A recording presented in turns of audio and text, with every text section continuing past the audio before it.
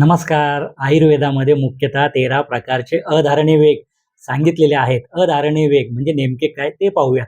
अधारणीय वेग याचा अर्थ वेग आला असता तो वेग धारण करणे किंवा अडवणे. तर या 13 प्रकारच्या अधारणीय वेगांपैकीच एक वेग तो म्हणजे आलेली ढेकर अडवून धरणे. तर आलेली ढेकर अडवून धरल्यामुळे पुढील प्रमाणे काही लक्षणे दिसून येतात. अरुची किंवा तोंडाची चव निघून जाते. छातीमध्ये आणि हृदयामध्ये बांध पडल्यासारखे वाटते. तसेच पोट फुगण्यास सुरुवात होते. उचकी हे लक्षण निर्माण होत असते आणि सर्वात महत्त्वाचं तो म्हणजे खोकला देखील अशा वेगांचे धारण केल्यामुळे उद्भवू शकतो. ज्यावेळेस तुम्हाला उचकी हे लक्षण दिसून येत असते, अशा वेळेस कुंभक करावे.